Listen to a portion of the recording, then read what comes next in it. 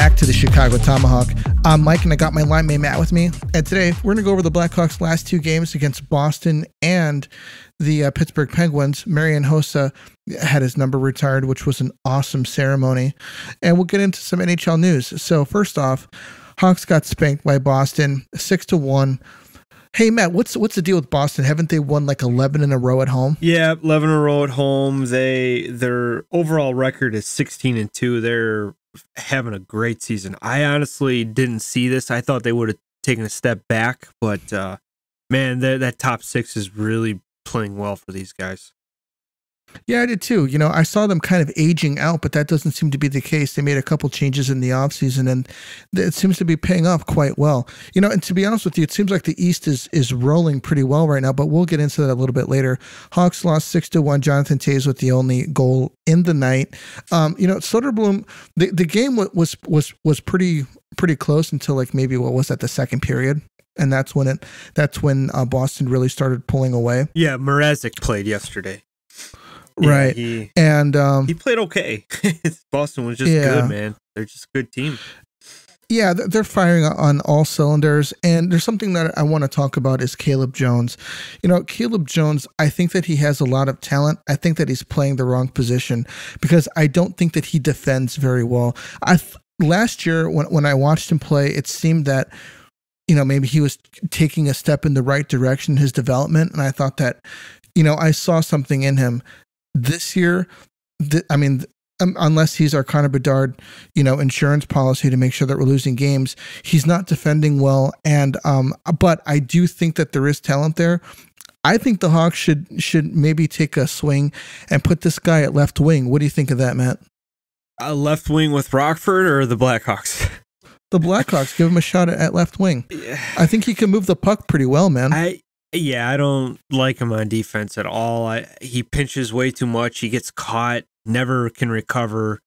Maybe if you put him on like the fourth line where there's kind of less responsibility, yeah, it could benefit him. But you know, I just don't see him being, you know, a national player. I think he's probably going to be sent down eventually, or you know, maybe his contract will expire and he'll end up signing somewhere else. But I think he's a minor league player. Yeah, and especially with Ian Mitchell coming up to the big club, he had a couple games down in Rockford, was blowing it up there. I think he had like 3 power play points the other day, and they brought him up. First game back was against Boston. I didn't think he looked bad, man. No, he looked fine. It's just not a really good team to start your debut against. It's just a very powerful Boston team. You're not going to really, you know, I don't think the Hawks got too many power play opportunities, but Boston is just way too good top six for him to be playing defense out there, especially his first game back after an injury. It's going to take him a little bit to get in the flow of it. But yeah, I would have liked to see him play against a team that is, you know, not so top heavy. With Seth Jones out right now, do you think it'd be a good idea to just give Mitchell as many minutes as possible? I think eventually they're going to they want to see what this kid's got. I mean, they've given all these kids opportunities. So far, no one's really taken the, I guess you could say, taking the bull by the horns here. And I know Roos has got an opportunity. Regula's had the chance, and it's just, you know, none of these guys really are, you know, showing anybody anything like they want it. So yeah, eventually I think when Jones gets back, he's going to be playing big minutes, but it's kind of similar to Soderblom, sorry, that's how they pronounce it. But I mean, like, why not put him out there? He's playing every other game. It's good. I do the same thing with our defense. Put him out there and give him some challenging minutes and see what they can do. Yeah, 100%. You know, I don't know if you noticed in the Boston game, but it didn't seem like he was necessarily shy with the puck. He seemed to be moving it, you know, pretty confidently. He was skating pretty well. Obviously, Hawks lost that game, so I want to jump into tonight's game versus Penguins, which is much more competitive. Hawks were down 3-0 at one point, stormed back to tie it up. But, you know, Ian Mitchell, I thought, looked pretty good out there, man. What do you think? Yeah, he was noticeable, number 51. He was looking good out there, moving the puck around. And you know, but they kind of, when you start like they did, you're trailing from behind. It's hard to come back from. You're on your heels, and you can't give up goals like that early. They gotta buckle down and tighten up early and make sure you're skating neck and neck with these guys. Well, if you give these teams, like these really good elite teams, just an early lead like that, that's just momentum they're going to feed off the rest of the game. And I think Sharpie actually said that with Boston, or I'm sorry, no, Luke Richardson said it. He goes, if you don't play against Boston a full 60, or like if you play 59 minutes against them, that minute will kill you. And you gotta play a full 60 minutes. I know the last two games, I don't think the Hawks were very, as good as they have been. I thought Coach Richardson has actually had them playing very well. Like they're playing a full 60, they're competing. These last two games, they didn't look like they were, they took some shifts off. Even Jonathan Taves tonight. Not like him to just give a turnover like that. In Kane at the end of the game, just a very lazy play to, try to. I think it was about 10 seconds left. He just kind of threw it off the boards, lazy, and Pittsburgh went and scored that open netter and just kind of sealed the night. But yeah, they gotta get back on it where they're playing tough 60 minutes. Can't take a shift off with a roster like this. You're not very talented. You got to play hard and grind it out. Kaner, Kyra, and Kurashev were the ones with the goals tonight versus Pittsburgh. Hawks lose 5-3. I'll tell you what, man, Kurashev looked very noticeable. And, I think that he's looked noticeable all year. Do you think that he is finally coming into his own on this team? I think that goal he scored tonight was, hey, why not? Throw it in front of the net. You never know. And, hey, look, he tied the game. But, he has been noticeable. I know we've been kind of tough on him. I think he's got 8 points this year. He's a -10. Not that great. But the team's not that good. But he does look like he has found a spot in the top 6 on this team, in my opinion. I think I like the Kane, Athanasiou, and Domi line. I think that's fine. I like, what each guy brings. So you got Domi, who's got the toughness, and he could score. He proved he could score. Athanasiou, obviously, he's a speedster, and Kaner is Kaner. But Taves with Kurashev and Radish, that's actually a very solid line. I like that. Yeah, I like it. Yeah, I really like that line too. I think that it kind of gives you a little bit of everything there. You got speed with Kurashev. Taves can still play make, and he's been shooting the puck quite a bit. I think he's got 8 goals on the season, and Taylor Radish, man, I think that he's a guy who's looking to kind of take the next step, but he just hasn't really gotten there yet. With Taylor Radish's play this season, do you think that he's a guy who's kind of primed to take that next step? Yeah, I think that he was actually a big part of that Hagel trade. I think that Davidson really liked him, and I think since he's come here, he's been productive. He's very noticeable every game. Honestly, man, you know what? I noticed this game, and the last couple games actually, I don't notice Lafferty at all like I did at the beginning of the season. This guy is a force out there, and the last 2 games, I think I seen today, I seen him make one good solid hit in the offensive zone, and that was it. I didn't see him, and I noticed they put him to the wing. I'm not sure what's going on with that. Yeah, I saw that they moved him to the wing. I also noticed that he won a few face-offs today that I think that they were defensive zone faceoffs that he won. I was pretty surprised with. But, like you said, I mean, I don't think that he's, hitting everybody in sight anymore. Maybe they've told him to like, hey, it's an 82 game season type of a thing. I guess. But I saw him win a couple good playoffs. I mean, I'm sorry, a couple good faceoffs today. And I thought that he was a center, but they've got him kind of playing wing a little bit. I think Dickinson is playing center for him, but with him, his game is that Adam Burrish like style. Like, hey, I'm going to hit everything that I can. I'm going to put pressure on these guys to either move the puck or they're going to get hit.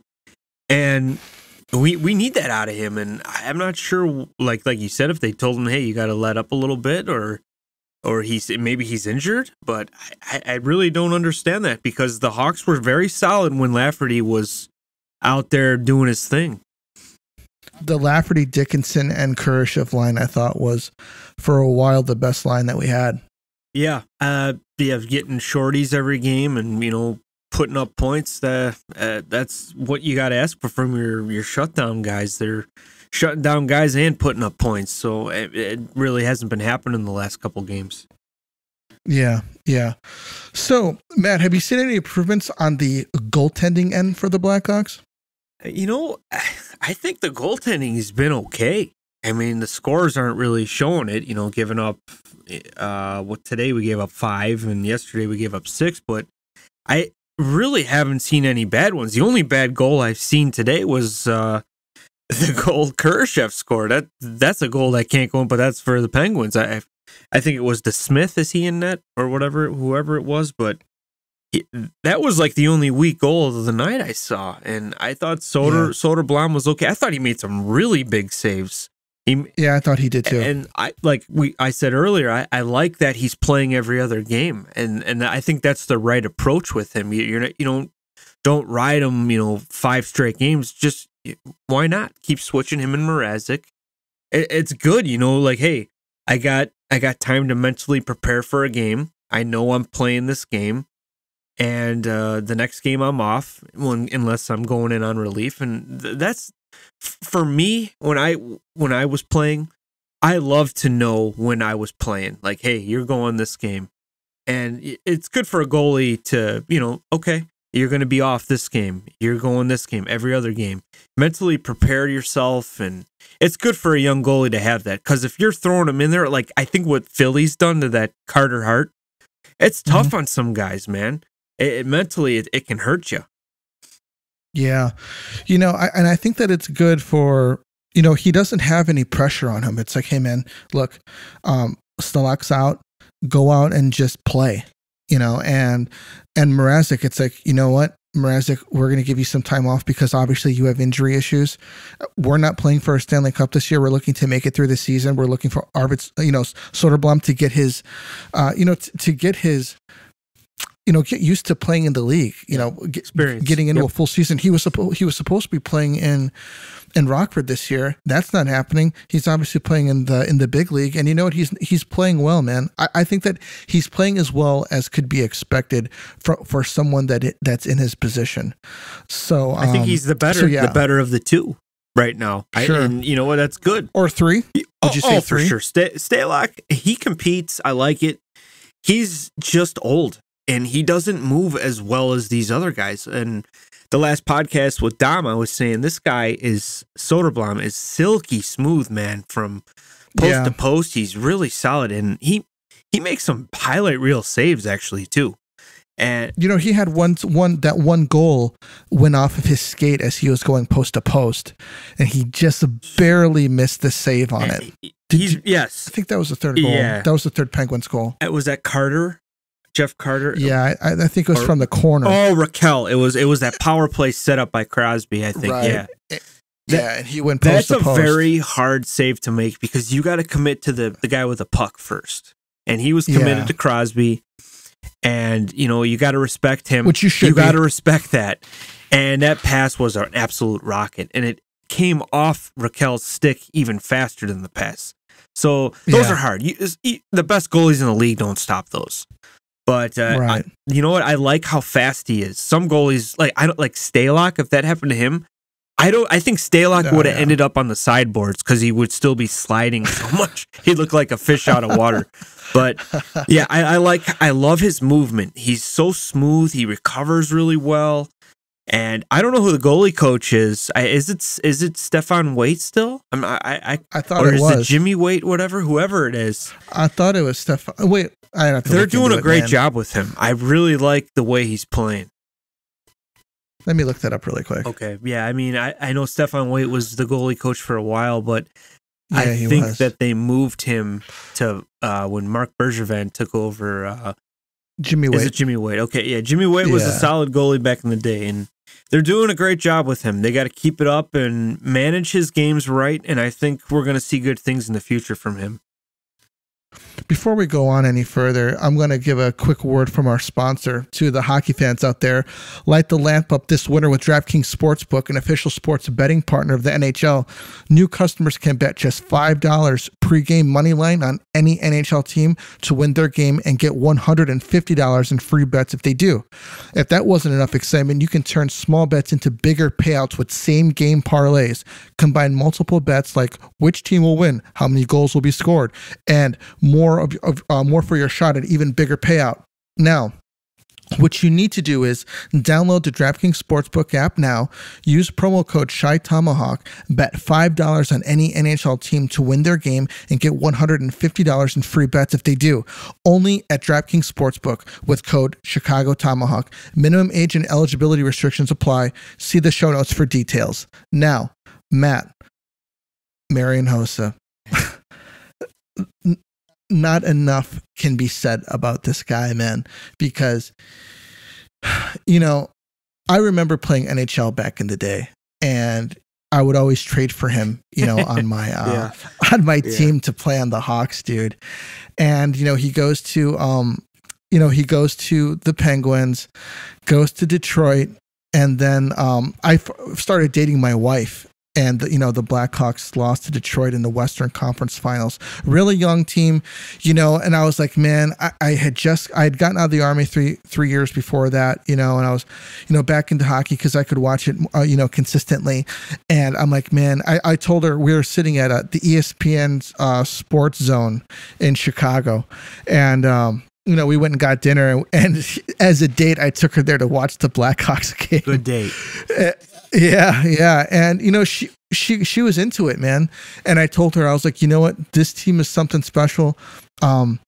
These kids have got something. You know, they ended up losing to, you know, the Red Wings in the Western Conference Finals, and then they signed Patrick Kane. They signed Marian Hossa, and then in the ESPN magazine, they had a cover with Marian Hossa, Jonathan Taves, and Patrick Kane on it. And I was like, man, dude, what a killer squad right there, you know? And it's like, I cannot believe that as a Blackhawks fan that they're on the cover of ESPN magazine. Because when is, other than being, you know, some people talking shit about the Blackhawks, you know, do you ever see the Blackhawks anywhere? Which is when they were winning cups, it was so great for all these other, you know, media outlets to be eating crow because they had the report on the Blackhawks winning and beating, you know, these, you know, their favorite teams like Detroit and which was huge. Anyways, Marian Hossa coming to the Blackhawks is what solidified the Blackhawks in being the next thing. Even though Detroit won, they were old and their time was limited, and the Blackhawks were young, and they needed one more piece to solidify them as contenders. They got Marian Hossa, man, and you know what? The very next season, 3 years was a charm for him. The Blackhawks won the Stanley Cup, and he was huge for them, man, huge. Not just in 2010, but as a leader for the Blackhawks while he was on the team between 2009 and they had it listed as 2018, but I think the last season he played was 2017, wasn't it? Yeah, I think it was 2 years after that first round exit we got. I think against Nashville, was it? Yeah, that was rough. Yeah. But what a freaking guy, man. Yeah. Played offense, was phenomenal on defense, was a guy who you can model yourself after. You know, total professional, kept his body in shape. I mean, he was a hoss, man. Talk about a guy you just couldn't get him off the puck. What would you say is your favorite? I want to say Marian Hossa story, but why don't you give us your take on Marian Hossa as a fan watching him through those, you know, through those glory years? Well, I remember we signed him, and there was room. Actually, if you remember, there was a rumor the year before that the Hawks were going to sign Hossa and Brian Campbell. And I remember when we signed Brian Campbell the year before, I was pumped, man. I love this guy. Yeah. I still love Campbell. You know, a lot of people, you know, that contract sucks, blah, blah, blah. Yeah, but you know what? When's the last time a Hawk landed, or the Hawks landed like a top free agent like Brian Campbell? Yeah. And I think Brian Campbell really opened the doors for more free agents to come, But, we didn't sign Hossa that year. He ended up going with the Red Wings that 1 year. And it's like, God damn, can you imagine if we got Hossa that year? And we didn't. And I remember the first game of the season, I maybe a couple games in, I just remember hosting that Red Wing jersey. And I think we ended up playing the Red Wings. We took them to a shootout. And I just remember Hossa skating down Hobby Bullen and just teeing one up and scoring, blowing it right by him and winning the game. And I'm just, man, I wish we had this dude. If we can only get a guy like him, we'd get over the hump, So next year comes along, Hossa loses again in the final. And it's like, wow, this dude is a freaking jinx. He got traded to Pittsburgh, lost to the Red Wings. He goes to the enemy side next year. He loses to them, and so we sign him, and I'm like, oh, geez. So are we going to lose this year in the final? It's kind of like with Corey Perry, what he's going through the recent couple years, but not 1 year too, 1 year too late. Man. It's amazing. But then, he signed with the Hawks, a huge deal. And I'm like, hell yeah. I mean, this is amazing.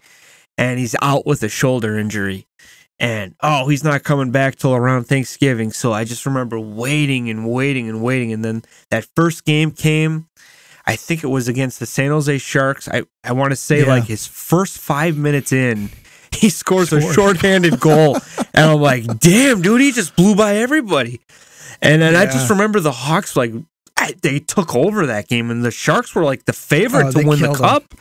And I think it was like a 7-2 final score. And annihilated them. Hawks scored 3 shorthanded goals that game. I think Sharpie and Brouwer got one, and then Hossa got the other one. And I just remember like, holy, this is amazing. We got that final piece, and you know what? He lived up to the hype, man. And you know what? I didn't know his two-way game. Like, I didn't think he was that good. Like, as defensively, I thought he was just an offensive force. He just came off a 40-goal season, but this guy was like a Selke-like player, and I didn't know that. I thought he was, more of a just one-dimensional offensive guy, but he was like, in his years here, he was on the penalty kill, killing penalties with Taves, I remember. Those guys were great. Yeah. They were practically staying out after killing penalties, going on the power play because they were both on the top units. And like you said, you can't take the puck away from the guy. The guy would skate around circles and regroup, go dump the puck in and kill an extra 40 seconds off a penalty. It's insane. Try and put the body on him, you'll just bounce off of him. No, he was just an awesome player to watch. But my favorite moment is probably, I would say 95% of everyone's favorite moment when he took that 5-minute major against Dan Hamhuis, round 1 of 2010. Hossa is not a dirty player. He is not. No, it was not. Just kind of it was a weird, like, he kind of extended his arms on Hamhuis. Hamhuis took a nasty fall, 5-minute major, sitting in the box. It's like, oh man, we're gonna lose to Nashville. We're it's like a big jinx, And Kaner ends up stealing a pass from Erat, tying the game in the third period. I just remember I couldn't believe it. I'm sitting in my seat. What the frick just happened? We just pulled our goalie, shorthanded, 5-on-5. Erat gave the puck right to Kane and we scored. What the hell? We're going overtime. And then I remember we're killing the penalty off. Dave Bolin working his magic, gets it to Brent Sopel. Brent Sopel fires it on net. Hossa's right there to bury it for the rebound. Hawks win, go to Nashville, beat them, close them out, go to the next series in Vancouver. It's like one of the best goal celebrations I've ever seen. He's on his knees, pumping his fists, and it was just awesome, man. Couldn't believe it because of that penalty he took. He probably felt terrible about it. Oh man, that's got to be the worst feeling in the world. Sitting in the box for 5 minutes, like, oh dude, I let my teammates down. I can't believe this. Oh, especially after losing in the finals 2 years in a row. Yeah, and people are thinking like, oh, we just signed this freaking playoff jinx, and he comes out of the box, scores the game winner, amazing, and then the rest is history. We run into freaking Vancouver. They're pretending they're all tougher than the Hawks. The Hawks just Dustin Buff, shows up. The Longo's what's Superman's guy, Lex Luthor, his kryptonite, and then that was it. And Kane are obviously beating Philadelphia, and Taves getting the cup first, handing it right off to Hossa. That's another good moment. It's kind of reminds you like Ray Bourque, all those years in Boston suffering, and Joe Sakic wins the cup or gets the cup first, hands it right over to Ray Bourque. He's like, finally, I can hoist this. I'm sure it was a huge load off Hossa. It's like, oh, finally got it. And then it's a bonus. We get to see 2 more cups with him. It was what an amazing career with the Hawks he had. Gosh, man. It was funny to see Patrick Sharp. They were interviewing him after the ceremony, and he was essentially, he had the night off, and he was like, he's like, yeah, it was great to, for all these guys, the 7 of them that won 3 cups together. And he's like, yeah, we've got some of the old boys in the suite. We're going to have a good time tonight. I can only imagine, man, what kind of time those guys are going to be having tonight. Oh, yeah. I saw, obviously Hammer was in there. Who else did I see in there? One of my favorite players, man, Hammer's partner. Oduya. Forgot his name. Oduya, Johnny Oduya. Johnny Oduya was Bursch, in there. Eager. Bursch. Yeah. I think Bursch was in there, and the Mutt was in there. Andrew Ladd too. Ladd was in there. Man, they had all the boys together. Only guy that they were, well, I won't say the only guy, but one of the guys they were missing was probably Big Buff. And he's too big. And Crow was in there, man. Yeah, I did see Corey Crawford. He didn't have the Hossa shirt on. He wasn't. He did. I thought that he did. I could have sworn that he did. He wasn't rocking. He didn't have the ribbon like from Seinfeld. He won't wear the ribbon. Okay. No, he's just a weird goalie. So there's nothing. He's there for support. That's all that matters. Good to see Crow. I've heard a lot of things about him recently. A lot of rumors of. He's just absolutely done with hockey. He's just. Oh, really? Yeah, he mentally just drained. I think he had some concussion issues, and it's got to be tough, man. And I'm glad people are kind of not bugging him to, come back and get in front of the camera and stuff like, all these other guys are doing, like these ex-Hawks and stuff. And well, they probably give these guys the opportunity because he's probably just drained. Some of these dudes, man, they're like, I don't know what I'm going to do with myself. Scott Darling's a character. I like him, man. I really like him on there. He's a funny dude. He's going to be the MVP of this of the man because he seems like so natural. He's not stiff. He kind of lets his personality out there. And to be honest with you, I think Chris Foster's is actually doing a pretty good job, man. I just don't like his goal call. I think it doesn't make sense. I don't either. It doesn't make sense. The problem is that he's stepping in from Pat Foley, dude. That's just an impossible position to be in. Well, when you're calling a goal, like say you're watching TV with your kids, say Kaner's coming down the lane, he shoots, he scores. Chris Foster says a shot and a score. Like, what is that? It just drives me crazy. It's like it looks like you don't know what you're doing when you say stuff like that. Sure. And he said it again tonight. And you know what else he said that really pissed me off? Sidney Crosby has never scored against the Blackhawks at the United Center at least 13 times. And what's going to happen if you keep saying that shit? Know, man. Boom, Crosby scores. It's like, dude, almost it's like twice. You were rooting for it, bro. Like, oh my God. So yeah. I mean, it could be worse. No, man. He's not. He's a nice guy. He's good. Yeah. He's doing a good job. Like you said, he's not Pat Foley. He's never going to be Pat Foley. But he's a likable guy. I think Troy Murray's brilliant. I've always loved Troy out there. He's doing a good job. He knows what he's talking about. I don't know if you listened to the last 30 seconds. Troy's like, no, you got to get a guy on the boards. When you're winning a faceoff, you got to get a guy on that half wall. And the Hawks weren't doing it, and they got punished for it. And he's like, well, that's what happens. He's like, I tried. Yeah. I remember hearing him say that. Well, anyways, everybody, thank you for listening. I want to wish everybody a happy Thanksgiving. You're probably going to listen to this on Tuesday, but Turkey Day is Thursday, so I want to wish everybody a happy Thanksgiving. The holiday season is starting. This is, I think, a great time, one of the best times of year because, you get to spend time with family and, the hockey's going to be on. And I think it's just a great time, man. So just want to wish everybody out there a happy Thanksgiving. Thank you for listening. Me and Matt were very, very appreciative of all of the listenership that we've gotten and love that we get from everybody on Twitter. Thank you, guys. We appreciate it. And we'll catch you on the next one. This is the Tomahawk, and we're out of here.